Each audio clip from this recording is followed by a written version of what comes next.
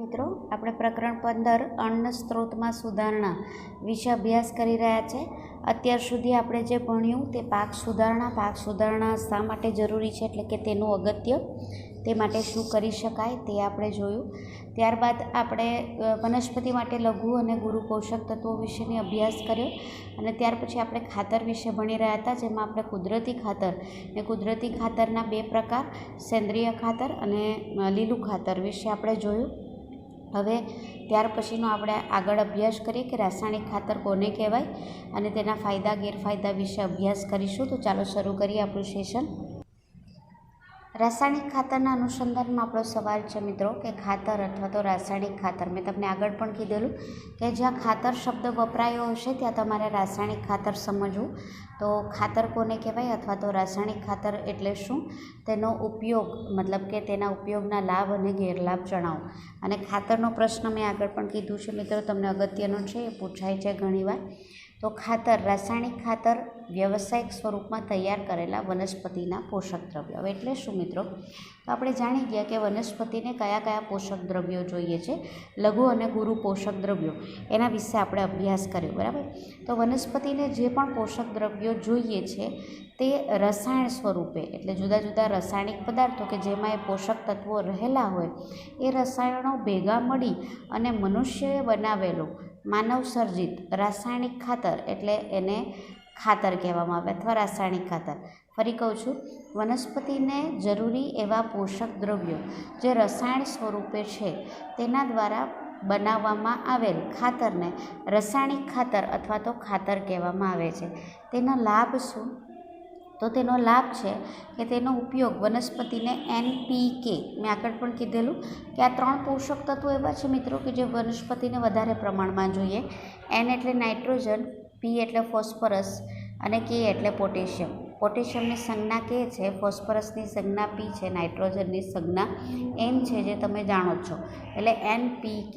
તો કોઈપણ જે રાસાયણિક ખાતર છે તેમાં મુખ્યત્વે કયા તત્વો હશે મિત્રો? નાઇટ્રોજન, ફોસ્ફરસ અને પોટેશિયમ। અને એ વનસ્પતિને જોઈએ પણ વધારે ને રાસાયણિક ખાતરમાં હોય પણ એ વધારે। એટલે શું થાય કે રાસાયણિક ખાતર નાખો એટલે વનસ્પતિની વૃદ્ધિ, એટલે કે પર્ણ અને શાખા, પુષ્પો એ સારા પ્રમાણમાં આવે અને ઝડપથી આવે। તેનો ઉપયોગ સ્વસ્થ વનસ્પતિ અને તે દ્વારા વધુ ઉત્પાદન માટે થાય। સ્વસ્થ એટલે કોઈ વનસ્પતિ કે જેમાં કોઈ સડો લાગ્યો નથી કે રોગ લાગ્યો નથી, તો તેમાં સૌથી વિશેષ પ્રમાણમાં તેના ઉત્પાદનમાં તમે જો રાસાયણિક ખાતર નાખો તો સ્વસ્થ વનસ્પતિ ઝડપથી શોષી અને વૃદ્ધિ પણ વધારે વહેલી પામે છે અને ફળ પણ, ઉત્પાદન પણ વધુ આપે છે। આમ તેનો ઉપયોગ દ્વારા ઓછા સમયમાં વધારે પાક, એટલે મોટાભાગે હવે રાસાયણિક ખાતરનો ઉપયોગ બહુ વધી રહ્યો છે, એનું કારણ પણ આ છે મિત્રો કે વનસ્પતિ દ્વારા તે ઝડપથી શોષાય છે। આ પણ તમે એના ઉપયોગમાં લખી શકો કે કુદરતી ખાતર કરતાં ઝડપથી રાસાયણિક ખાતર વનસ્પતિ શોષી લે છે અને એના કારણે વનસ્પતિનો વૃદ્ધિ અને વિકાસ એ બહુ ઝડપથી થાય છે અને એના કારણે ઉત્પાદન વધારે મળે છે। એટલે ખેડૂતો કુદરતી ખાતર કરતાં રાસાયણિક ખાતર વધુ વાપરી રહ્યા છે।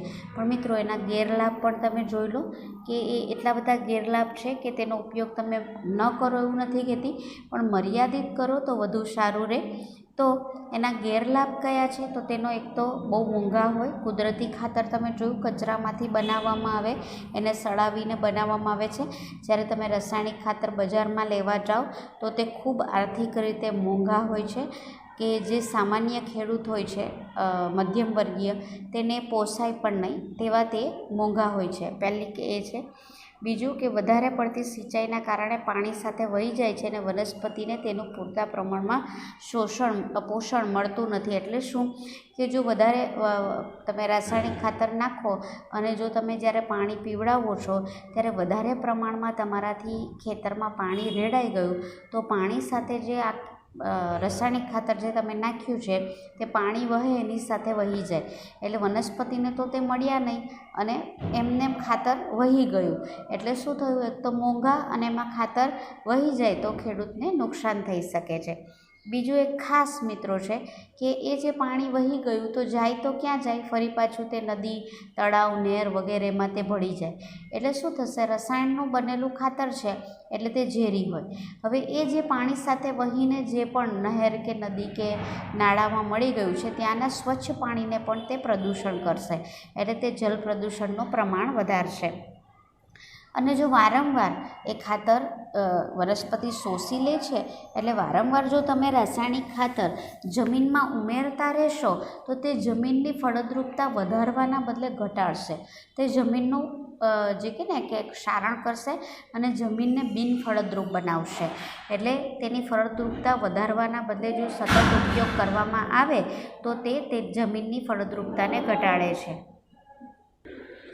જમીનમાં રાસાયણિક ખાતર જો વારંવાર ઉમેરવામાં આવે તો રસાયણ છે એના કારણે જમીનની અંદર વનસ્પતિને ઉપયોગી એવા બેક્ટેરિયા અને અન્ય સૂક્ષ્મ જીવો આવેલા છે જે વનસ્પતિને ઉપયોગી છે, નુકસાન કે રોગ નથી કરતા.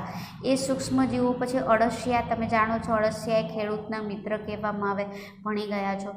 તો અળસિયા જેવા સજીવોને તે મારી નાખે છે. એટલે એના કારણે જે જમીનની ફળદ્રુપતા છે તે ઘટાડે છે. એટલે સૂક્ષ્મજીવો અને અળસિયાનું જે જીવનચક્ર છે એ મતલબ કે જેમ કે આપણે જે રીતે પોષણ મેળવીએ છીએ, શોષણ કરીએ છીએ, એ બધું જીવનચક્ર એને ખોરવી નાખે છે. એટલે આ સજીવો મૃત્યુ પામે છે અને પરિણામે જમીનની ફળદ્રુપતા ઘટે છે. આમ જો રાસાયણિક ખાતરનો વધુ ઉપયોગ કરીએ તો તે જમીનની ફળદ્રુપતા વધારવાના બદલે તે ઘટાડે છે, જમીનને બિનફળદ્રુપ બનાવે છે, બંજર બનાવી દે છે અને જમીનનું પ્રદૂષણ પ્રેરે છે, જલ પ્રદૂષણ પ્રેરે છે. એટલે આનો વધુ ઉપયોગ કરવો જોઈએ નહીં, એનો ખૂબ ધ્યાનપૂર્વક ઉપયોગ કરવો જોઈએ.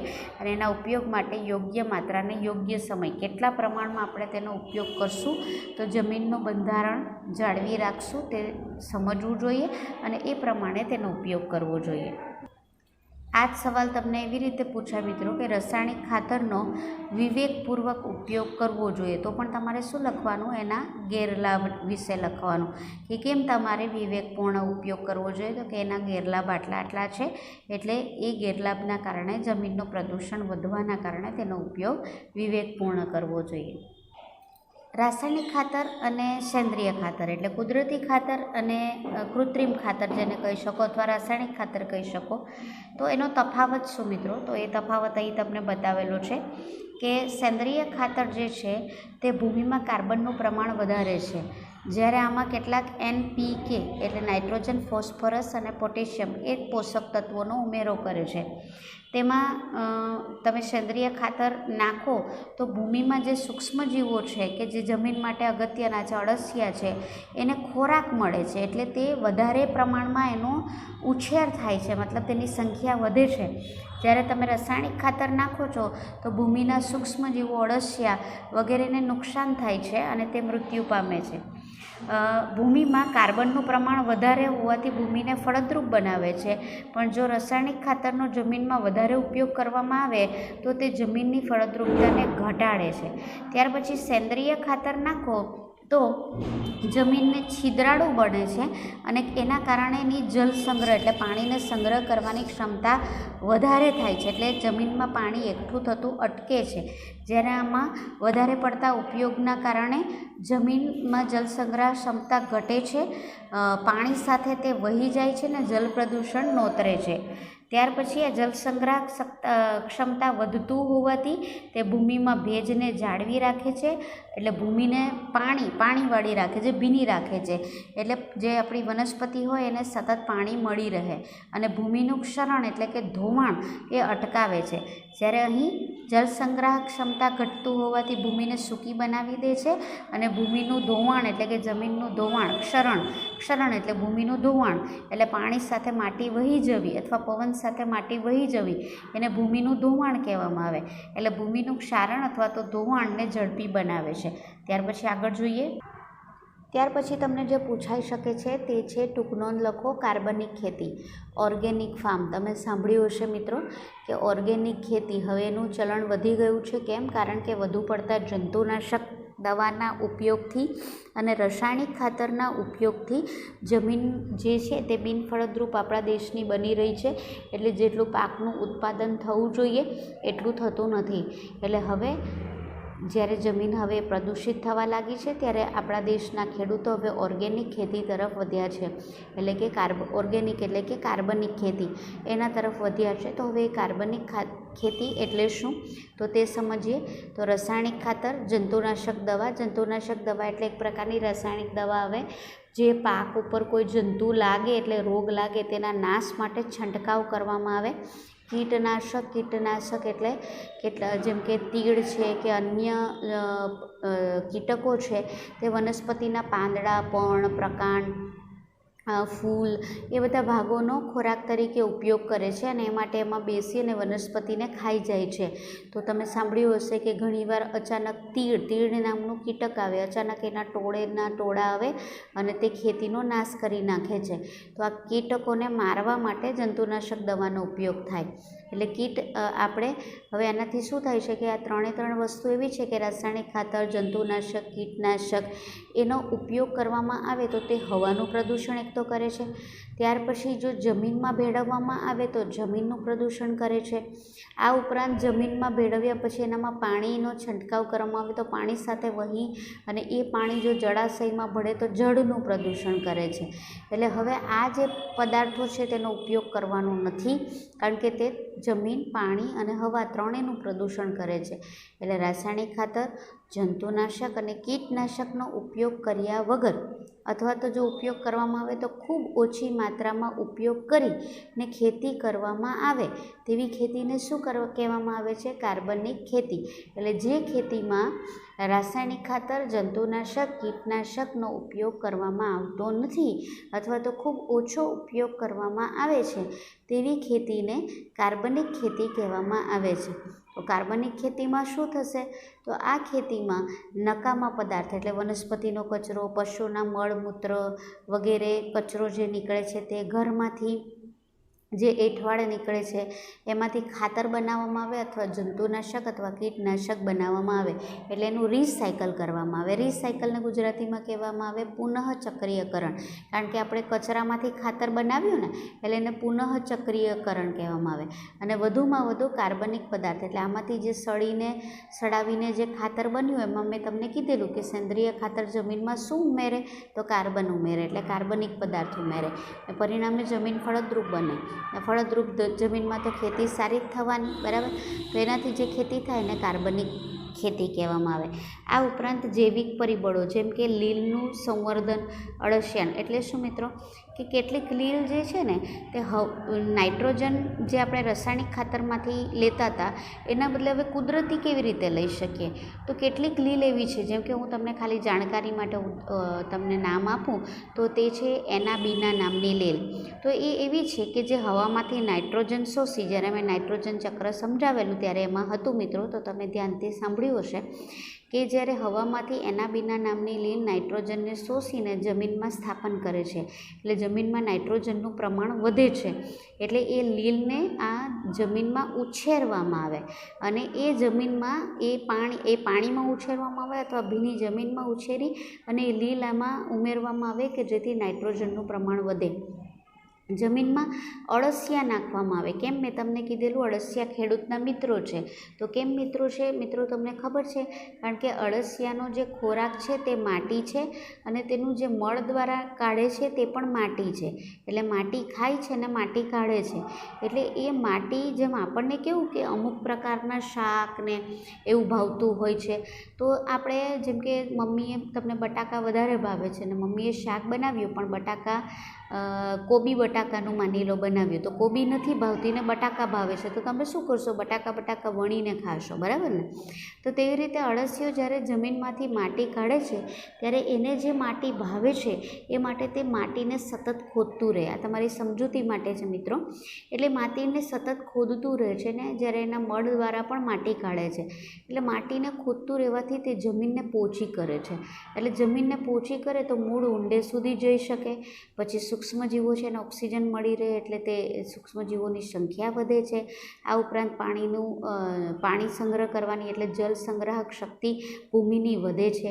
આ અળસિયાનું કામ છે. આ ઉપરાંત અળસિયા જો પોતાનું જીવનચક્ર સમાપ્ત કરીને મૃત્યુ પામે તો તે ખાતર તરીકે વનસ્પતિને કામ આવે છે, એટલે અળસિયાનું સંવર્ધન થાય છે.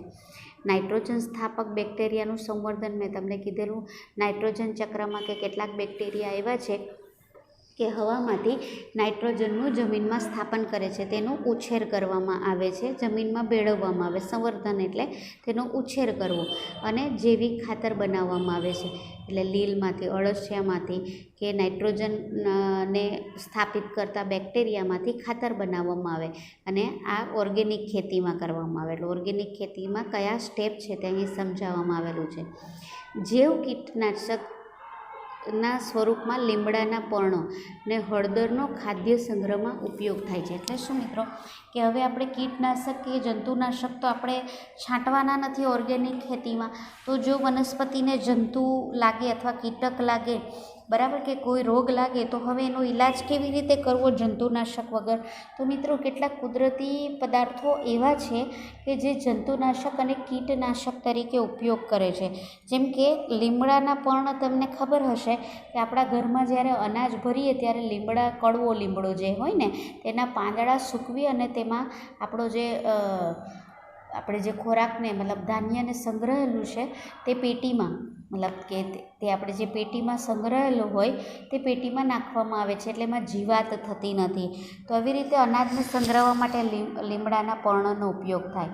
બીજું હું તમને કહું જાણકારી માટે મિત્રો, તો લીમડાના ફળ એને લીંબોળી કહેવાય. કડવા લીમડાનું જે ફળ હોય તેને લીંબોળી કહેવાય. એ લીંબોળીને પાણીમાં બોળી અને લીંબોળીવાળું જે પાણી છે તે જો વનસ્પતિ ઉપર છંટકાવ કરવામાં આવે તો જે જંતુઓ છે તેનો નાશ પામે, કીટકો છે તેનો નાશ પામે. તો આ કુદરતી થયું એ વનસ્પતિ કે જમીનને કોઈ નુકસાન પહોંચાડશે નહીં. આ ઉપરાંત તમને ખબર છે કે તમાકુ, તો તમાકુ જો જે તમાકુના કે ને પડીકા કે ગુટખા એ ખાવામાં આવે તો તે આપણા શરીરને નુકસાન પહોંચાડે છે. પણ એ તમાકુને પાણીમાં નાખી અને એ તમાકુવાળું જો પાણીનો છંટકાવ વનસ્પતિ પર કરવામાં આવે તો તે જંતુનાશક તરીકે કામ આપે છે. અને આ તમાકુ એક પ્રકારની વનસ્પતિ જ છે મિત્રો, એટલે એનું પાણીનો છંટકાવ કરવામાં આવે તો તે જમીનનું પ્રદૂષણ કરતી નથી.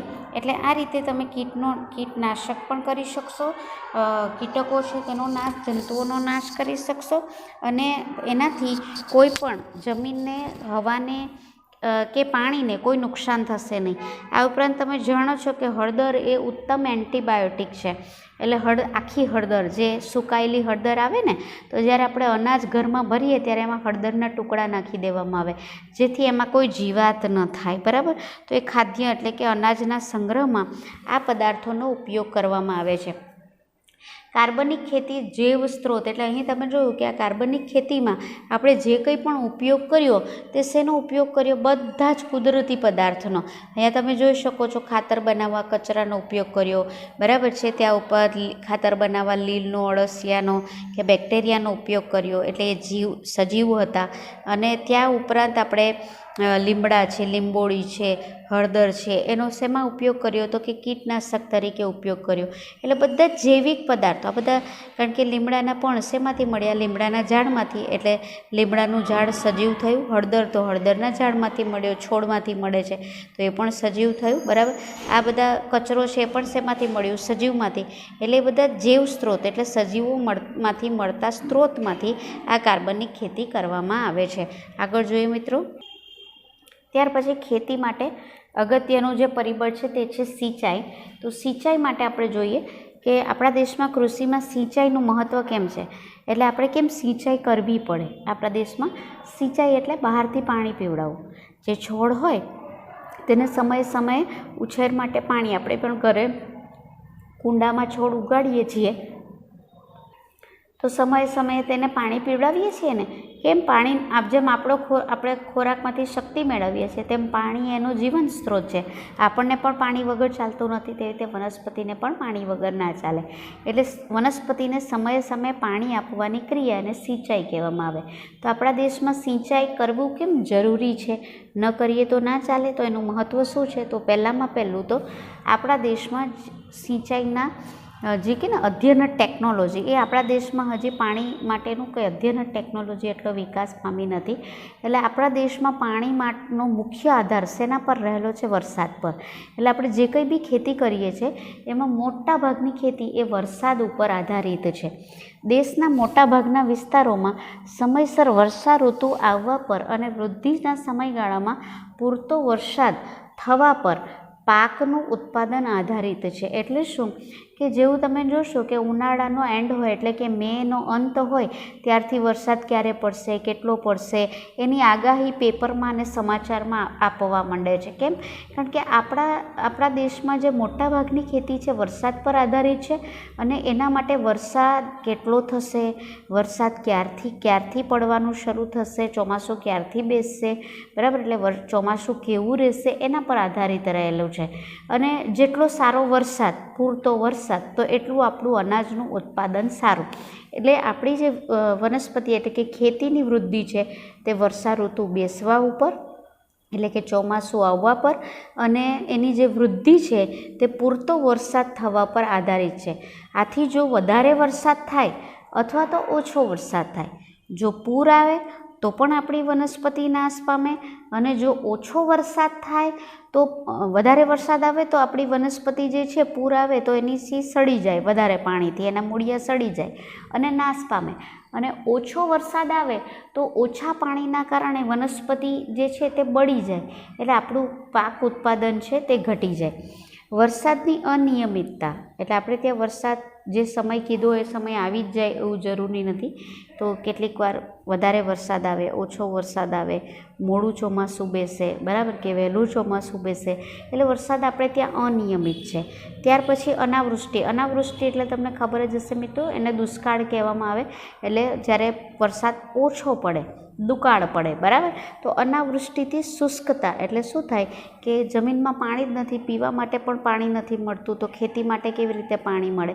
એટલે પાણી ઓછું થવાના કારણે જમીન શુષ્ક બની જાય, બંજર બની જાય, બરાબર. એટલે એમાં પાણીનું પ્રમાણ ઓછું થઈ જાય, એટલે શું થાય? એમાં વનસ્પતિ મરી જાય. તો એવી સ્થિતિમાં પાકની નિયમિત એટલે હવે જો અચાનક વરસાદ ઓછો આવ્યો કે અનિયમિત આવ્યો તો આપણે તો પાકની વાવણી કરી દીધી છે, હવે આટલો ખર્ચો કર્યો હોય અને જો પાક આપણો નિષ્ફળ જાય તો આપણો જે ખેડૂત છે તો દેવામાં ડૂબી જાય. તો જે આપણે બિયારણ વાવેલું છે એટલે કે વનસ્પતિ ઉગાડી છે તે યોગ્ય સમયે વૃદ્ધિ પામે એના માટે આપણે સિંચાઈ કરવી પડે. એટલે આપણી પાસે જે નદી છે, તળાવ છે, કૂવા છે, એમાંથી પાણી પીવડાવવું પડે, એને સિંચાઈ કહેવામાં આવે છે. એટલે આપણા દેશમાં વરસાદની અનિયમિતતા, દુકાળની સ્થિતિમાં પણ આપણે પાકની વૃદ્ધિ સારી કરી શકીએ એના માટે આપણે જો સિંચાઈ કરીએ તો આપણે પાક ઉત્પાદનમાં વધારો કરી શકીએ. આ ઉપરાંત ઘઉં, ચણા, વટાણા, રાઈ, અળસી એ બધા એવા છે કે જે શિયાળામાં આવે એટલે એને રવિ પાક કહેવામાં આવે. એટલે આ બધા જે ખેતીમાં આપણે ઉત્પાદન લઈએ છીએ તે ક્યારે ઉગાડવામાં આવે? શિયાળામાં, એટલે શિયાળુ પાક કહેવામાં આવે અથવા તો એને રવિ પાક કહેવામાં આવે. તો એના માટે પણ શિયાળામાં તો વરસાદ ના હોય ને, તો એના માટે એને પાણીની જ્યારે જરૂર હોય ત્યારે પણ આપણને સિંચાઈની જરૂર પડે છે. તો આમ આપણા દેશમાં શા માટે આપણી ખેતી એ સિંચાઈ આધારિત છે તેનું મહત્ત્વ, સિંચાઈનું મહત્ત્વ એ આપણે આ સવાલમાં જોયું. હવે આગળ જોઈએ. નેક્સ્ટ જે સવાલ છે આવો છે મિત્રો, નિમ્ન કક્ષાની ભૂમિ એટલે આપણે કહીએ ને આ જમીન બહુ સારી છે, આ જમીન મધ્યમ ની છે, આ જમીન સાવ બંજર છે, ખરાબ છે. નિમ્ન એટલે ખરાબ જમીન, બરાબર. તો નિમ્ન કક્ષાની ભૂમિ એટલે શું? કૃષિ પાક માટે અનાવૃષ્ટિની સ્થિતિમાં કેવી પાક જાતો ઉગાડવી જોઈએ? એટલે જ્યારે કોઈવાર દુષ્કાળ એટલે કે ઓછો વરસાદ થયો તો એવી સ્થિતિમાં આપણે કેવો પાક લઈ શકીએ? બરાબર. એટલે તમે હવે સમજશો કે શા માટે વૈજ્ઞાનિક ઢબે આપણને આ ચેપ્ટર સમજાવવામાં આવી રહ્યું છે કે આપણે વાતાવરણ સાથે અનુકૂલિત થવાનું છે. તો પર્યાવરણ બદલાયું, વરસાદ વધતો ઓછો થયો, તો આપણે શું કરી શકીએ વધારે પાક ઉત્પાદન મેળવવા, તે અહીં તમને સમજાવવામાં આવ્યું છે. તો નિમ્ન કક્ષાની ભૂમિ કોને કહેવાય કે જેમાં પોષક તત્વોનું પ્રમાણ એકદમ ઓછું હોય અને જે ભૂમિની પાણી સંગ્રહ કરવાની ક્ષમતા એકદમ ઓછી હોય, એટલે પાણી ટકતું જ ન હોય, બાષ્પીભવન પામી જતું હોય, પાણી તમે એમાં જમીનમાં નાખો કે તરત જ સુકાઈ જાય, એવી જો જમીન હોય તો તેને નિમ્ન કક્ષાની ભૂમિ કહેવામાં આવે. માત્ર વરસાદ આધારિત ખેતી ધરાવતા વિસ્તારોમાં જ્યાં ખેડૂતો પાક ઉત્પાદનમાં સિંચાઈનો ઉપયોગ કરતા નથી. એટલે શું છે કે આપણા દેશમાં કેટલી એવી જગ્યા છે કે જ્યાં ખેતરની આજુબાજુ કોઈ પણ જાતના નદી કે નહેર કે કૂવા જેવી કોઈ વ્યવસ્થા નથી, એટલે એમાં સિંચાઈ કરી શકાય, એટલે કે વરસાદ ન હોય ત્યારે પણ પાણી પીવડાવી શકાય, સિંચાઈ કરી શકાય તેવી કોઈ વ્યવસ્થા નથી. તો એવા ખેતરોમાં ખેતી માટે પાણીનો આધાર શેના પર હશે? વરસાદ ઉપર. એટલે જ્યાં સિંચાઈની કોઈ વ્યવસ્થા નથી, જ્યાં ખેતી માટે માત્ર વરસાદ પર આધારિત છે, આવા વિસ્તારમાં નિમ્ન કક્ષાની જમીન હોય કે જ્યાં માત્ર વરસાદ પર આધારિત, એટલે ત્યાં જમીનમાં પાણીનું પ્રમાણ ઓછું હોય, તો ત્યાં અનાવૃષ્ટિ, તો ઓલરેડી પાણી ઓછું જ છે ને એમાં જો દુકાળ પડ્યો એટલે વરસાદ ઓછો પડ્યો તો શું થશે? તો એમાં પાકને વધુ નુકસાન થઈ શકે. હવે એવા સંજોગોમાં શું કરવું જોઈએ? તો એવા વખતે જે પાકને પાણી ઓછું જોતું હોય, આખા વર્ષ દરમિયાન તમે પાણી જેને ઓછું જોતું હોય તેવો પાક તમે ઉગાડી અને વૈજ્ઞાનિક ઢબે કેટલીક વૈજ્ઞાનિક પદ્ધતિઓ અપનાવવી જોઈએ કે જે પાણી ઓછું લે, એવી વનસ્પતિ પાણી એકદમ ઓછું લે તેવો પાક લગાડી અને આવું તમે એને એવી વનસ્પતિ કે જેને પાણી ઓછું આપો તો પણ તે અનાવૃષ્ટિને પણ સહન કરી શકે તેવી વૈજ્ઞાનિક રીતે તૈયાર કરેલી પાકની જાતો આવા ખેતરમાં ઉગાડવી જોઈએ. અને મિત્રો, આમાં કયા પાક ઉગાડી શકાય, કેવી રીતે વૈજ્ઞાનિક ખેતી કરી શકાય, બધું જ હવે ટીવી ઉપર પણ પ્રસારિત કરવામાં આવે છે, રેડિયોના માધ્યમ દ્વારા પણ પ્રસારિત કરવામાં આવે છે. અને હવે તમે જાણો છો ઇન્ટરનેટનો જમાનો છે, એટલે જો તમે ઇન્ટરનેટ પર કે યુટ્યુબ ઉપર તમે એ બધી વિવિધ બાબતોનું સર્ચ કરો તમે, તો એમાં તમને મળી રહે કે તમે કઈ ઓછા અનાવૃષ્ટિને સહન કરતી ને વૈજ્ઞાનિક ઢબે કેવી રીતે તમે તૈયાર કરેલા પાકો તમે મેળવી શકો છો. તો એવી વનસ્પતિ આવી નિમ્ન કક્ષાની જમીનમાં ઉગાડવી જોઈએ. આપણે સિંચાઈના અનુસંધાનમાં સમજી રહ્યા છે, તો સિંચાઈના અનુસંધાનમાં જે છે તે ભારતમાં પાણીના સ્ત્રોતના પ્રાપ્યતાના આધારે સિંચાઈની રીતો જણાવો. એટલે ભારતમાં સિંચાઈ કઈ કઈ રીતથી કરવામાં આવે છે? તો પાણીના સ્ત્રોત, પહેલું છે ખોદેલા કૂવા. ખોદેલા કૂવા એટલે શું કે એમાં જે જમીન હોય તેને ખોદી નાખવામાં આવે, આ રીતે કૂવો બનાવવામાં આવે, તમને સ્ક્રીન ઉપર દેખાઈ રહ્યું છે. એટલે પહેલાં જમીનને આખી ખોદી નાખવામાં આવે, ક્યાં સુધી? જ્યાં સુધી જમીનની અંદર જે સંગ્રહાયેલું ભૂગર્ભીય જળ એટલે કે પાણી મળી ન આવે ત્યાં સુધી. તો આવી રીતે ખોદી નાખવામાં આવે અને ત્યાર પછી એની આજુબાજુ આવી પાડી સિમેન્ટની બનાવી દેવામાં આવે, એટલે એને ખોદેલા કૂવા કહેવામાં આવે. અને એમાં તમે આવી રીતે પંપ પણ જોડી શકો અથવા તો હાથથી ખેંચીને સિંચાઈ કરી અને તમે જોઈ શકો છો કે આ રીતે તમે પાણી ખેતરમાં આવી રીતે પીવડાવી શકો. તમે જોઈ શકો છો અહીંથી પાડા બનાવી દેવામાં આવે, એક નાનકડી નહેર જેવી બનાવી દેવામાં આવે, એટલે અહીંથી સીધું પાણી એ જ્યાં આપણા ખેતર છે એમાં તે વહીને મળે. અને બીજું તમે જોઈ શકો છો તે છે ટ્યુબવેલ એટલે કે નળવેલ. તો એમાં શું કરવામાં આવે છે કે જમીનને ખોદવામાં નથી આવતી, પણ જમીનના અમુક ભાગમાં આ રીતનો પંપ ઊંડે સુધી પહોંચાડવામાં આવે છે. ખોદવામાં આવે પણ આખો આટલો મોટો ભાગ ખોદવામાં નથી આવતો, નાનકડો એવો ભાગ જેટલો આપણો પાઇપના પૂરતું જેટલું છે એટલું ખોદકામ કરી અને જ્યાં સુધી પાણી જે છે ત્યાં સુધી આને ખોદવામાં આવે, એને આપણે બોર કહીએ છીએ, બરાબર. તો આને નળવેલ અથવા ટ્યુબવેલ પણ કહેવામાં આવે. એટલે એના દ્વારા જમીનમાંથી પાણી મોટર દ્વારા ખેંચીને આ રીતે બહાર કાઢવામાં આવે છે અને ખેતરમાં પીવડાવવામાં આવે છે. કૂવામાંથી જે પંપ દ્વારા સિંચાઈ કરીને પાણી કાઢવામાં આવે અથવા તો હાથથી ખેંચીને પણ પાણી કાઢવામાં આવે છે. ત્યાર પછીનો જે અગત્યનો સ્ત્રોત છે તે છે આપણી નહેરો. જોઈ હશે મિત્રો, આ રીતે નહેર બનાવવામાં આવે છે. તો આવી રીતે આખું લાંબી નહેર ખોદી અને પછી એને એની અંદરના ભાગમાં આ રીતે પ્લાસ્ટર કરી દેવામાં આવે. મોટાભાગે નહેર મિત્રો ત્યાં તમને જોવા મળે જ્યાં ડેમ હોય. તો જ્યાં જ્યાં ડેમ છે ત્યાં આવી નહેરો આપણા દેશમાં છે. તો જ્યાં ડેમ હોય ત્યાં નદીમાં વહી જતું પાણી સંગ્રહ કરીને ડેમ બનાવવામાં આવે અને ડેમમાંથી સમયે સમયે પાણી આ રીતે નહેરમાં છોડવામાં આવે અને આ નહેર એ જ્યાં સુધી વહે ત્યાં સુધી પાણી પહોંચાડી શકાય. તો આ નહેરમાં આવી રીતે તમને ટ્યુબવેલ મોટર જોડી અને ખેતરમાં તમે જોઈ શકો છો કે આ નહેરની આજુબાજુ ખેતરો છે, ત્યાં પાણી પીવડાવવામાં આવે છે. હવે એક ઉદાહરણ આપું તો આ જે નહેર છે, તો જેમ કે અહીંયા આપણા નજીકનામાં તમે જોઈ શકો ગુજરાતમાં તો નર્મદા સરોવર જે બનાવવામાં આવ્યું છે, નર્મદા ડેમ છે, તેમાંથી નહેર કાઢવામાં આવી છે. ઉકાઈ ડેમમાં છે. તો ઉકાઈ ડેમમાંથીનું ઉદાહરણ આપું તો ઉકાઈ ડેમમાંથી જે નહેર કાઢવામાં આવી છે મિત્રો, તે ઉકાઈથી મહારાષ્ટ્ર સુધી, એટલે ગુજરાતથી મહારાષ્ટ્ર સુધી ઉકાઈ ડેમનું પાણી નહેર દ્વારા પહોંચાડવામાં આવે છે. એટલે નહેરનો એક મોટો ફાયદો એ છે કે તમે ઘણા બધા મોટા વિસ્તારને આવરી શકો છો. એટલે આપણા દેશમાં જે સિંચાઈનું મોટું તંત્ર એ નહેર છે, એના દ્વારા ઘણા બધા ક્ષેત્રોમાં પાણી પહોંચાડવામાં આવે છે. તેમાં નદીમાંથી અથવા તો એક કે વધારે જળાશયમાંથી પાણી આવે. એટલે આમાં શું થાય કે આ નહેર મહારાષ્ટ્ર સુધી માની લો જાય છે, તો ઉકાઈ ડેમનું પાણી તો આમાં આવે. આ ઉપરાંત આજુબાજુની જે નદીઓ છે એનું પાણી કે કોઈ નાનો તળાવ છે એનું પાણી આ નહેરમાં છોડવામાં આવે છે. અને આ રીતે જુદા જુદા રાજ્યો સુધી, ક્ષેત્રો સુધી પાણીને પહોંચાડવામાં આવે છે. મુખ્ય નહેરમાંથી શાખા ઉપશાખામાં થઈ, એટલે શું, ધારો કે આ મુખ્ય નહેર છે, પછી અહીંથી એમાંથી બીજી શાખાઓ એટલે કે બીજી નહેર ખોદવામાં આવે, અહીંથી બીજી નહેર આ બાજુના એરિયામાં ખોદવામાં આવે.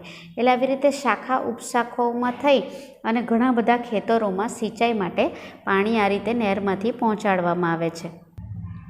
ત્યાર પછી સિંચાઈનો જે અલગ બીજો સ્ત્રોત છે તે છે નદીના પાણીને ઊંચકવાની પ્રણાલી. હવે એ શું છે મિત્રો તે જુઓ. જે વિસ્તારમાં જળાશયમાંથી પાણી ઓછું મળવાના કારણે નહેરમાં પાણીનો પ્રવાહ અનિયમિત કે અપૂરતો હોય, એટલે નદીમાં પાણી કોઈવાર વધારે કોઈવાર ઓછું હોય, તો નહેરમાં પણ કોઈવાર પાણીને વધારે ને કોઈવાર ઓછું હોય. તો નહેરમાં કાયમ એક સરખું પાણી રહેતું નથી, એટલે કે પાણીનો જથ્થો અનિયમિત ને અપૂરતો હોય. ત્યાં શું કરવામાં આવે કે જે નદીનું પાણી છે તે ઊંચે લઈ જવામાં આવે.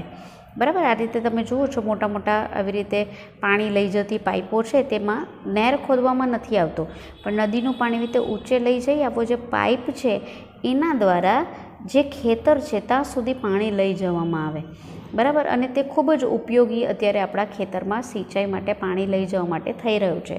નદી કિનારે આવેલા ખેતરોમાં સિંચાઈ માટે નદીમાંથી સીધું પાણી, નદીમાંથી ડાયરેક્ટ નહેરમાં છોડવામાં નહીં આવે, નદીમાંથી પાઇપલાઇનો દ્વારા આવી રીતે ડાયરેક્ટ પાણી ખેતર સુધી લઈ જવામાં આવે. તો અહીં આ રીતે પાણી ઊંચે લઈ જઈને ખેતર સુધી છોડવામાં આવે છે. ત્યાર પછીનું નેક્સ્ટ જે છે અગત્યનું તે છે તળાવ.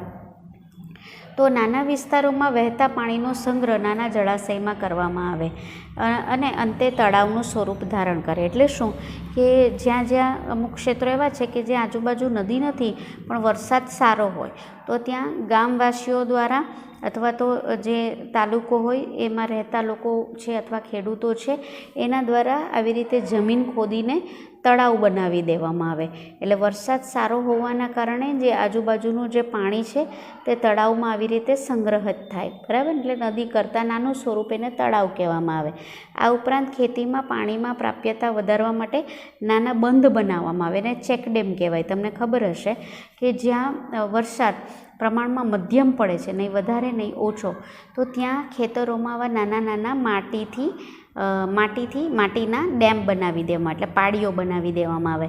એટલે પાણી જે વહીને નદીમાં ભળી જાય છે એના બદલે તે ત્યાં રોકાઈ જશે. પહેલાં પાળીઓ બનાવી દીધી છે ને એટલે ત્યાં રોકાઈ જશે અને પરિણામે આવી રીતે નાનકડું તળાવ બનશે અને એમાંથી પછી પંપ દ્વારા ખેતરને પાણી મળી જાય. એટલે આ રીતે વરસાદને વહેતું અટકાવી ને બે ફાયદા થાય. એક તો આપણા ખેતરને પાણી પણ મળી જાય અને જમીનનું ધોવાણ પણ અટકે છે. તો એ ચેક ડેમ દ્વારા થાય છે. તો નાના બંધમાં સંગ્રહિત પાણીથી એટલે શું થાય, એવી રીતે તળાવ બનાવવું અથવા ચેક ડેમ બનાવવો, તેમાં જે પાણીનો સંગ્રહ થાય એમાંથી પાણી ધીરે ધીરે જમીનમાં નીચે ઉતરે એટલે ભૂમિમાં જે ભૂગર્ભીય જળ આપણે કહીએ છીએ તેનું પ્રમાણ વધતું જાય અને એના પ્રમાણ વધવાના કારણે આપણને ખેતરોમાં યોગ્ય પ્રમાણમાં આપણને પાણી મળી રહે, એટલે એની અછત ના થાય. ત્યાર પછી આપણે જોયેલું કે પાક સુધારણા માટે જુદી જુદી પદ્ધતિઓ આપણે અપનાવવાની છે. તો એમાંથી મિશ્ર ખેતી કરવામાં આવે, મિશ્ર પાક ઉછેર. તો મિશ્ર પાક ઉછેર એટલે શું, તો એ પણ તમને સવાલ પૂછાઈ શકે.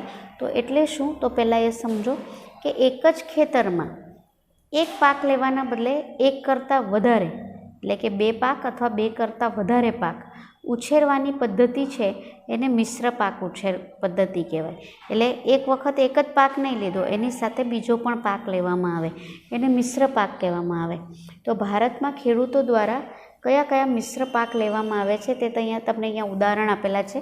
મિત્રો, શોર્ટ ક્વેશ્ચનમાં પણ આ પૂછાય છે કે મિશ્ર પાક ઉછેરમાં જેમ કે તમને ઘઉં દ્વારા નીચે પૈકી કયો પાક લેવામાં આવે છે, તો તમને ઓપ્શન આપેલા હોય તો તમે એમાં જુઓ, અહીં જોઈ શકો છો ચણા અને રાઈ ઉછેરવામાં આવે છે.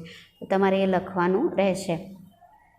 તો અહીં તમે જ્યારે પણ ઘઉં ખેતરમાં ઉગાડવામાં આવે એટલે કેવી રીતે મિત્રો, કે ધારો કે આ લાઈનમાં તમે ઘઉં વાવ્યા છે, બરાબર.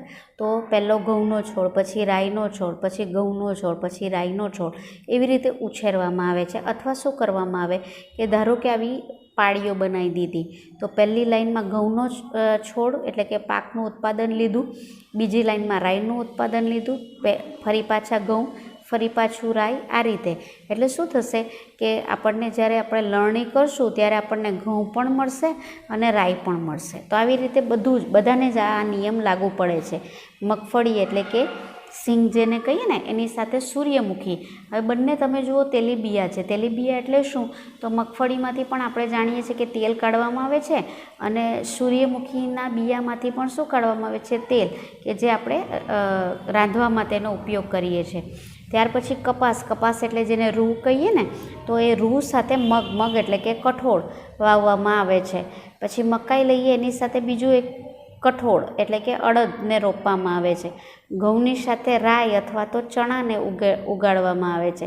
બાજરી સાથે તુવેર. અહીંયા તમે મિત્રો ધ્યાન આપશો ને તો ઘઉં, મકાઈ, બરાબર, બાજરી, આ બધા ધાન્ય પદાર્થો છે. ધાન્ય એ જમીનમાંથી નાઇટ્રોજનને વધારે શોષે, એટલે ધાન્યને ઉગવા માટે જમીનમાંથી નાઇટ્રોજનનું પ્રમાણ વધારે જોઈએ છે. તો હંમેશા ધાન્ય સાથે બીજો જે પાક લેવામાં આવે તે કયો હોય, તો તમે જોઈ શકો છો કે તે જે છે તે કઠોળ છે, બરાબર. ચણા કઠોળ છે, મગ, અડદ, તુવેર, આ બધા કઠોળ કહેવાય. કેમ એવું કે કઠોળ વર્ગની વનસ્પતિ તમે નાઇટ્રોજન ચક્રમાં ભણી ગયા છો કે તે હવામાંથી નાઇટ્રોજનને જમીનમાં સ્થાપન કરે છે. એટલે એક એ નાઇટ્રોજનનો ઉપયોગ કરી રહ્યું છે તો બીજું નાઇટ્રોજનને જમીનમાં ઉમેરી રહ્યું છે, બરાબર. એટલે જમીનની ફળદ્રુપતા જળવાઈ રહે છે. આ ઉપરાંત બીજો લાભ શું છે, તો માની લો એક પાકને રોગ લાગ્યો તો બીજો પાક તો આપણી પાસે છે જ, એટલે આર્થિક રીતે આપણને નુકસાન થતું નથી, ફાયદો થાય. એક સાથે બે પાક લઈશું તો ફાયદો જ થવાનો ને. અને ઉપરાંત જમીનની ગુણવત્તા જળવાઈ રહે છે.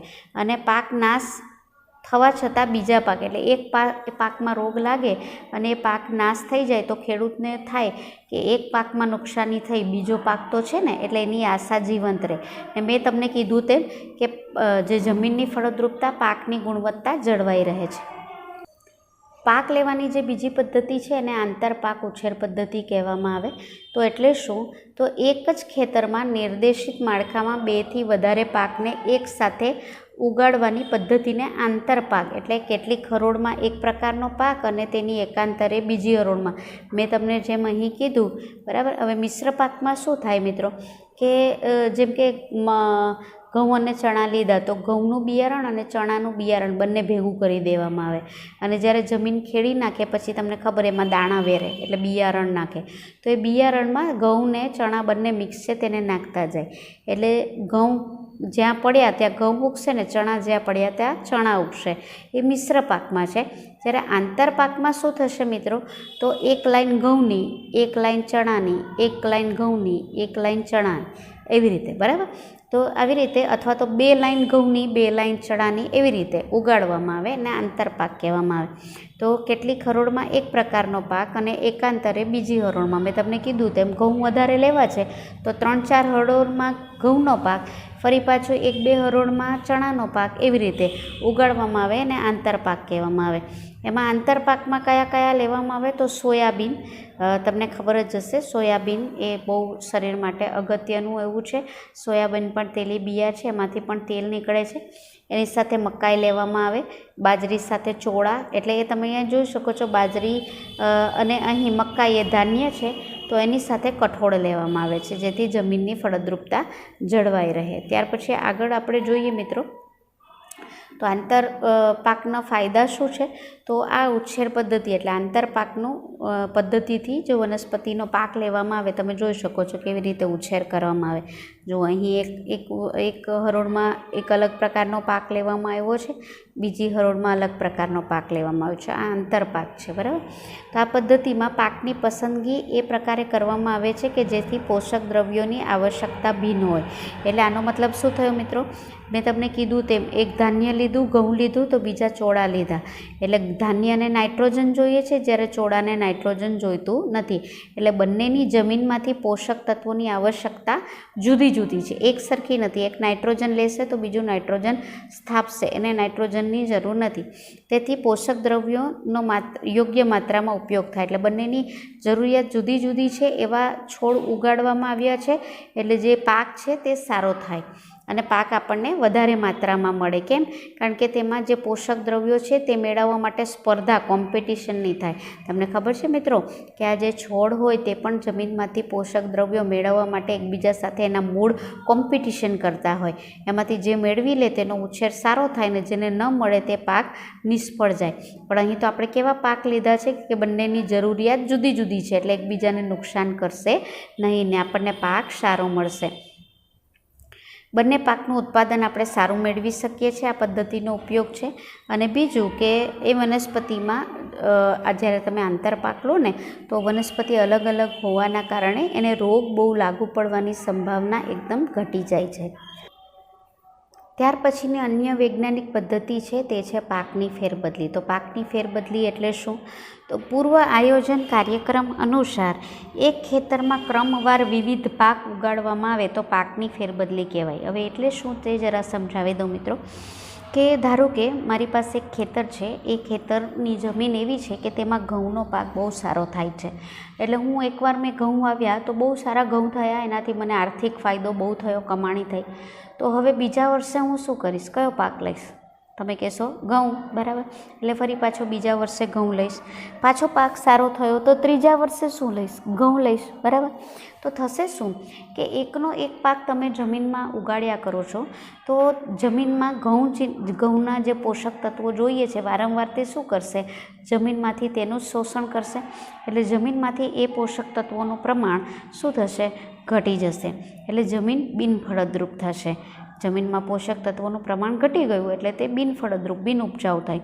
હવે એ જમીન એટલી સારી હોવા છતાં તમે હવે એમાંથી જે ઘઉં છે તેનું ઉત્પાદન લઈ શકશો નહીં. તો એના બદલે શું કરવાનું કે એકવાર ઘઉંનો પાક લીધો તો બીજો જ્યારે પાક લઈએ ત્યારે અન્ય પાક લેવાનો, બરાબર. જેમ કે એકવાર ધાન્ય લીધું તો બીજી વાર કઠોળ લેવાનું.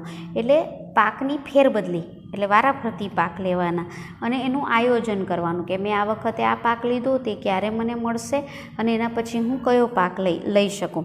એટલે પૂર્વ આયોજન, પહેલેથી એનું પ્લાનિંગ કરેલું હોય. એ કાર્યક્રમ અનુસાર એક જ ખેતરમાં ક્રમવાર એટલે વારાફરતી વિવિધ પાક લેવામાં આવે અને પાકની ફેરબદલી કહેવામાં આવે.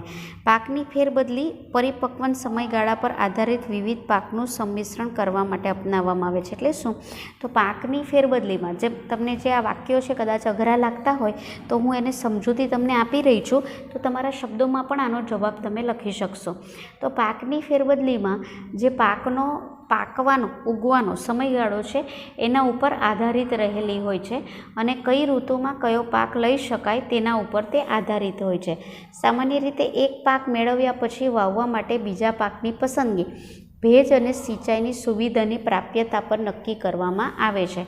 એટલે શું કે માની લો કે મેં ખેતરમાંથી ડાંગર એટલે કે ચોખાનો પાક લીધો ચોમાસા દરમિયાન, તો શું થશે કે ચોમાસા દરમિયાન મેં પાક લીધો એટલે ડાંગરને પાણી બહુ જોઈએ, એટલે આખા ચોમાસા દરમિયાન મને એક પાક મળ્યો, એ છે ડાંગર એટલે કે ચોખા, સારું થયું, બરાબર. અને ત્યાર પછી ચોમાસા પછી આવે છે શિયાળો, તો શિયાળામાં હવે પાણી નહીં મળશે, તો પાણી મારી આજુબાજુ કેટલી સિંચાઈની વ્યવસ્થા છે, મારા પાકને પાણી મળી રહેશે કે નહીં, તેવો બીજો પાક હું પસંદ કરીશ જે પણ શિયાળામાં લઈશ. તે ફરી પાછો હું ચોખા નહીં ઉગાડીશ, કારણ કે શિયાળામાં ચોખાને પાણી મળશે નહીં ને આજુબાજુ સિંચાઈની વ્યવસ્થા મારા ખેતરમાં છે નહીં, તો હું હવે ફરી પાછો ડાંગર લઈશ નહીં.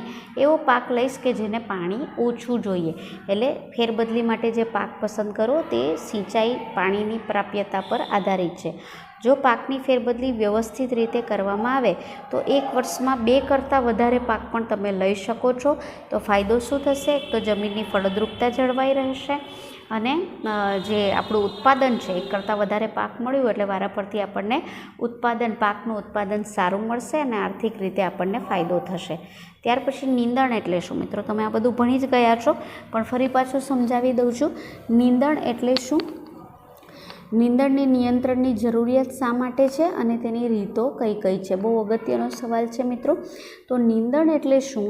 તો આપણો જે પાક છે આપણે જમીનમાં ઉગાડ્યો, તો એની સાથે ઉગી નીકળતી નકામી વનસ્પતિ, જેમ કે ઘાસ ઉગી નીકળે, અથવા તો માની લો કે તમે જે બિયારણ વાવ્યું એમાં અન્ય અનાજના બિયા જે છે તે ઉગી નીકળે, તો મુખ્ય પાક આપણે જે લેવાના હતા એના બદલે અન્ય જે દાણા છે તે પણ કેવું કહેવાશે? નીંદણ, બરાબર. એટલે નકામી વનસ્પતિ જે આપણને ઉપયોગી નથી, એટલે ખેતરમાં આપણા પાક સાથે ઉગી નીકળતી નકામી વનસ્પતિને અનાવશ્યક એટલે નકામી વનસ્પતિને નીંદણ કહેવામાં આવે. નીંદણના ઉદાહરણ પૂછી શકે મિત્રો, તો ખાસ યાદ રાખજો. આ ઓબ્જેક્ટિવમાં પણ પૂછી શકે, 1 માર્કના સવાલમાં પણ પૂછી શકે, તો અથવા તો તમને એવું પૂછે નીચે પૈકી નીંદણ કયું છે એવું પૂછી શકે. તો યાદ રાખજો, ગાડરિયું એ ગુજરાતીમાં છે ને અંગ્રેજીમાં કહેવામાં આવે છે ઝેન્થિયમ. ગાજર ઘાસ એટલે એવું નહીં માનતા ઘાસ ઉપર ગાજર ઉગે છે, બરાબર, તે નીંદણ છે, મોટું ઊંચાઈમાં થતું હોય એટલે એને ગાજર ઘાસ કહેવામાં આવે. પાર્થેનિયમ એનું અંગ્રેજી નામ છે. મોથા નામની વનસ્પતિ જે ઉગે છે તે પણ નીંદણ તરીકે હોય છે, તેનું વૈજ્ઞાનિક નામ છે સાયપેરિનસ રોટુન્ડસ, બરાબર. તો આ તમને અંગ્રેજી નામ ન યાદ રહે તો પણ ગુજરાતી નામ ખાસ યાદ રાખજો. ગાડરિયું, ગાજર ઘાસ અને મોથા એ મોટાભાગે ઉગી નીકળતી નકામી વનસ્પતિ છે, એટલે કે નીંદણ છે. હવે કેમ આપણે નીંદણને કાપવું પડે કે નીંદણનો નાશ કરવો પડે? ન કરીએ તો ના ચાલે. તો થશે શું કે આપણી જે વનસ્પતિ છે એની સાથે આ બધી ગાજર ઘાસ કે ગાડરિયું ઉગી નીકળ્યું, તો શું થશે કે તમે જે વનસ્પતિને પાણી આપો છો, ખાતર આપો છો, બરાબર, તો એમાં એ ભાગ પડાવશે, કારણ કે એને પણ જીવવું તો છે ને. એટલે આપણે જે પાકને આપણું પાણી આપી રહ્યા છે, ખાતર આપી રહ્યા છે, એમાં એ ભાગ પડાવશે. ભાગ પડાવે એટલે શું થાય? તો આપણી જે પાક છે એને એટલું પાણી ઓછું મળે, એટલું એને ખાતર પોષક દ્રવ્યો ઓછા મળે, જમીનમાંથી પણ તે પોષક દ્રવ્યો શોષશે, એટલે આપણા વનસ્પતિને, આપણા પાકને તે ઓછું મળે, એટલે આપણા પાકને નુકસાન જાય, બરાબર. એટલે કૃષિ ભૂમિમાં નીંદણ મુખ્ય પાક સાથે સ્થાન, પ્રકાશ તેમજ પોષક તત્વો માટે સ્પર્ધા કરે, એટલે આપણા પાકની વૃદ્ધિ કેવી થાય? ઓછી થાય. આથી સારી ઉપજ માટે નીંદણને આપણે પ્રારંભિક નીંદણ ઉગી નીકળે એટલે શરૂઆતમાં જ્યારે તે છોડ સ્વરૂપે હોય, કુમળા છોડ સ્વરૂપે, ત્યારે તેને કાઢી નાખવું જોઈએ. તો કેવી રીતે કાઢી શકાય? તો એમાં કેટલાક રસાયણ આવે છે જે નીંદણનાશક કહેવામાં આવે, તેનો છંટકાવ કરવો જોઈએ, પણ તે પ્રદૂષણ ફેલાવી શકે છે, આપણા પાકને પણ નુકસાન પહોંચાડી શકે છે, એટલે તકેદારીથી તેનો છંટકાવ કરવો જોઈએ. અથવા હાથેથી ચૂંટીને, એટલે આમ ખેંચીને જમીનમાંથી એ છોડને ખેંચી નાખવાનું અને નીંદણને દૂર કરી નાખવાનું. આ ઉપરાંત સમયસર પાક એક તો ઉગાડવાનો, તો નીંદણ ના થાય. પછી યોગ્ય ચાલ, એટલે કે હવે ક્યારી કરવામાં આવે, ખડથી ખોદીને તે વ્યવસ્થિત રીતે કરવાનું, એટલે જમીનમાં જે ઉગી નીકળેલી વનસ્પતિ હોય ને તે હળ ફેરવવો એટલે નીકળી જાય, નીંદણ નીકળી જાય. આંતરિક પાક એટલે હમણાં જે કીધું, પાકની ફેરબદલી કરવી, આંતર પાક લેવા, મિશ્ર પાક લેવા, એવું વગેરે તમે લો તો એમાંથી નીંદણ ઓછું થવાની શક્યતા છે. ન થાય એમ નથી કહેતી મિત્રો, પણ ઓછું થવાની સંભાવના છે. તો આ કેટલીક રીતો છે જેના વડે આપણે નીંદણનો નાશ કરી શકીએ. ત્યાર પછી કીટકો. તમે જોઈ શકો છો સ્ક્રીન ઉપર આ ટાઈપના કીટકો, બરાબર. એ થાય તો શું કરે છે એ પણ તમને સ્ક્રીન પર દેખાઈ રહ્યું છે. વનસ્પતિના પર્ણો એનો ખોરાક હોય એટલે કોરીને ખાઈ જાય છે, તમે જોઈ શકો છો. તો કીટકો પાકની ઉત્પાદકતા કેવી રીતે ઘટાડે છે ને તેનું નિયંત્રણ આપણે કેવી રીતે કરી શકીએ. તો કીટકો 3 પ્રકારે પાક ઉપર આક્રમણ કરે અને એને ખરાબ કરી નાખે, એટલે આપણી ઉત્પાદકતા ઘટાડે. કેવી રીતે? તો એ મૂળ ઉપર એટેક કરે અથવા પ્રકાંડ પર અથવા પર્ણ પર, જ્યાં પણ તે એટેક કરે એને કોતરી ખાય છે, એટલે એનો નાશ કરી નાખે છે. તે આ ઉપરાંત તે કોરે નહીં તો શું કરે? તો ધારો કે તે પ્રકાંડ પર ગયો તો પ્રકાંડની અંદરથી તે રસ ચૂસી લે, ફળને લાગ્યો તો ફળમાંથી રસ ચૂસી લે, એટલે કોષ રસને ચૂસી લે, એટલે આપણું જે વનસ્પતિનો પાક છે તે સુકાઈ જાય, બરાબર. આ રીતે નુકસાન પહોંચાડે. અથવા તો પ્રકાંડ અને ફળમાં તમે જોયું હશે નાના કાણા પાડી દે, છિદ્રો પાડીને. હવે તમે ફ્રૂટ લેવા જાઓ ને એવું છિદ્રવાળું ફ્રૂટ હોય તો તમે લેશો નહીં, લો ને. એટલે પ્રકાંડ અને ફળોમાં એવી રીતે છિદ્ર પાડી અને એને સડાવી નાખે છે. તો આ રીતે તે નુકસાન પહોંચાડે છે. તો કીટકોનું નિયંત્રણ આપણે કેવી રીતે કરી શકીએ? તો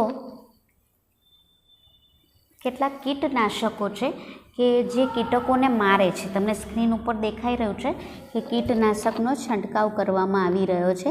તો આવી રીતે પાછળ એક આવું કન્ટેનર હોય, એમાં કીટનાશક દવા ભરેલી હોય ને પંપ દ્વારા આ રીતે છંટકાવ કરવામાં આવે. એટલે કેટલીક આવા કીટકોને મારી નાખતી દવાઓ, એટલે એને કીટનાશક રસાયણ કહેવામાં આવે. એ વનસ્પતિ પર છંટકાવ કરવામાં આવે છે. અને ભૂમિ અને બીજ, જ્યારે બિયારણ વાવવાનું હોય ત્યારે પણ એને રસાયણમાં દવાઓમાં બોળીને વાવવામાં આવે અને જમીનમાં પણ એ દવા ઉમેરી દેવામાં આવે છે, જેથી એમાં કીટકો, ફૂગ વગેરે ન લાગે. હા, એનાથી જમીનનું પ્રદૂષણ અવશ્ય થાય છે, એટલે એને તમે સાવચેતીપૂર્વક યોગ્ય માત્રામાં તેનો ઉપયોગ કરવો જોઈએ. આ રસાયણોનો નિયત માત્રામાં ઉપયોગ કરવો જોઈએ. મેં તમને હમણાં જ કહું છું, નહીંતર તે વનસ્પતિ અને અન્ય પ્રાણીઓ માટે ઝેરી સમાન છે. વાતાવરણનું પ્રદૂષણ કરે છે, ભૂમિનું અને જળનું પણ તે પ્રદૂષણ કરે છે. કુદરતી કેવી રીતે કીટનાશક છે મેં તમને હમણાં જ સમજાવ્યું આ સેશનમાં. લીંબોળીનો ઉપયોગ કરી શકો, લીમડાના પાનનો ઉપયોગ કરી શકો, એના તમાકુનો પાણીનો છંટકાવ કરી શકો. એ પ્રદૂષણ કરતું નથી. કીટ પ્રતિરોધક ક્ષમતા ધરાવતી જાતોનો ઉપયોગ કરો. એવી વનસ્પતિ ઉગાડવી જોઈએ કે જેને ઝડપથી આવી રીતે, જેને કે ને રોગ પ્રતિકારક શક્તિ વધારે સારી હોય, તેને ઝડપથી આવા કીટકો રોગ લાગુ ન પાડી શકતા હોય. ઉનાળાની ઋતુમાં ઊંડાઈ સુધી હળ જ્યારે ચલાવો ત્યારે ઊંડાઈ સુધી હળ ચલાવવું જોઈએ, કે જેથી જે કીટકો વગેરે હોય તે મૃત્યુ પામે. કારણ કે એને સૂર્યપ્રકાશ મળે ને, હળથી જમીન ખોદાઈ ગઈ એટલે સૂર્યપ્રકાશ મળે એટલે તે જમીનમાં જ નાશ પામે છે. આ ઉપરાંત મેં તમને કીધું તેમ કેટલીક આવા કુદરતી ઉપચારો અથવા રસાયણો જમીનમાં ભેળવી અને આવી રીતે કીટનું નિયંત્રણ કરવું જોઈએ. નેક્સ્ટ જે સવાલ છે, નીચે આપેલી પરિસ્થિતિ પૈકી સૌથી વધારે શેમાં લાભ થશે ને કેમ? તમે જુઓ, ખેડૂત ઉચ્ચ કક્ષાનો બીજનો ઉપયોગ કરે છે પણ સિંચાઈ કરતો નથી ને ખાતરનો ઉપયોગ કરતો નથી, તો ફાયદો થાય ખરો? ન થાય ને. એટલે બીજ સારા છે પણ પાણી જ ન પીવડાવે ને ખાતર ન નાખે તો ફાયદો શું થવાનો?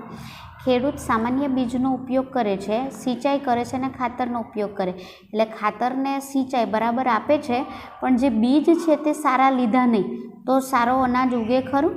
નહીં ને. તો ખેડૂત સારા જાતના બીજ લે છે, એટલે બીજ સારા લે છે, સિંચાઈ પણ સારી કરે છે અને ખાતરનો પણ સારો ઉપયોગ કરે છે, અને અનાજ ઉગી ગયા પછી એની સુરક્ષા પણ કરે છે આવા કીટકોથી.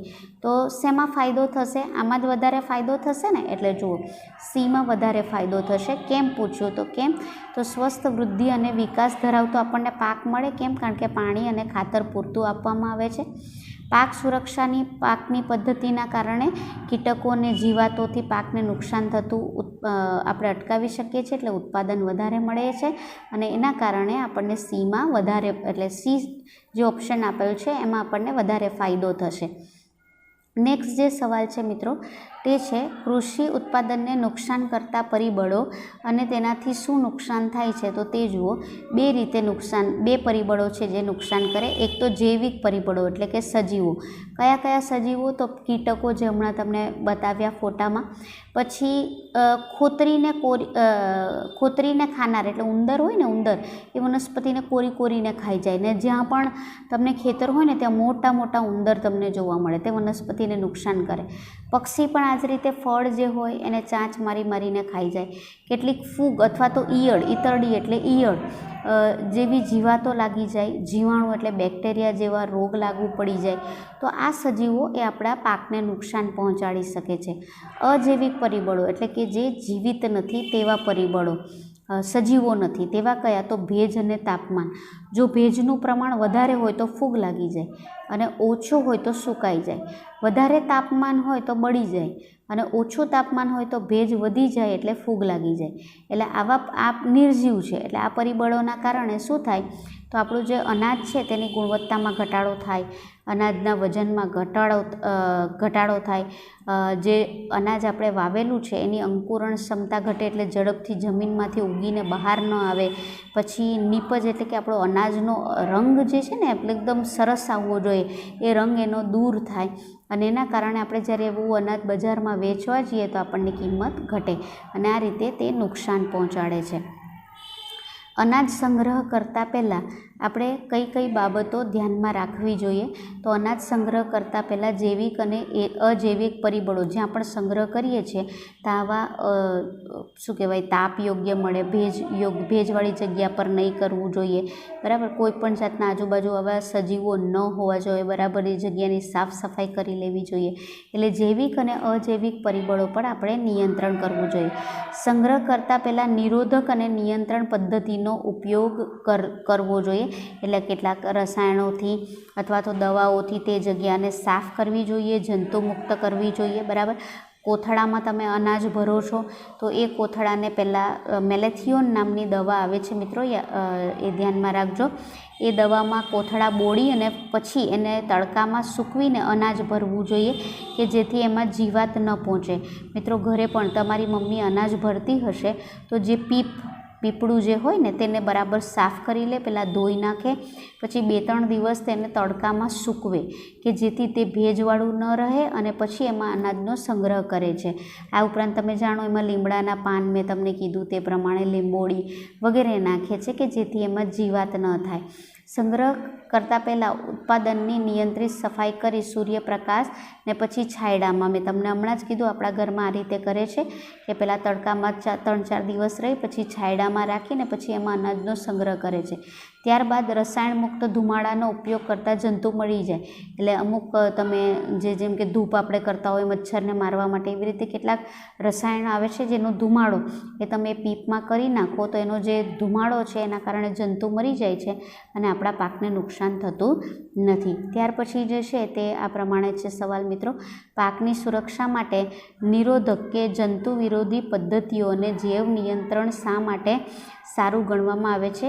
કેમ આપણે જૈવ નિયંત્રણ એટલે આ જંતુઓને કેમ મારવા જોઈએ એમ અહીં સવાલ પૂછે છે. તો પાકની સુરક્ષા માટે નિરોધક કે જંતુ વિરોધી પદ્ધતિ અને જૈવ નિયંત્રણ સારું માનવામાં આવે છે. કેમ?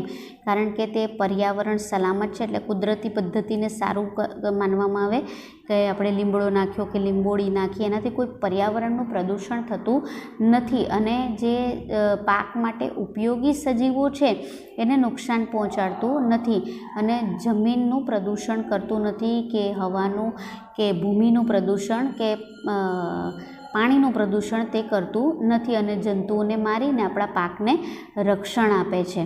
ત્યાર પછી હવે આપણે પશુપાલન તરફ આગળ આવ્યા છે મિત્રો. તો પશુપાલન વિશે નેક્સ્ટ સેશનમાં આપણે ભણીશું કે પશુપાલન આપણે કઈ રીતે કરી શકીએ, કયા પશુનો ઉછેર કરી શકીએ અને સારું ઉત્પાદન આપણે મેળવી શકીએ, તેનો ઉલ્લેખ આપણે નેક્સ્ટ સેશનમાં કરીશું. ફરી પાછા નવા સેશનમાં મળીશું.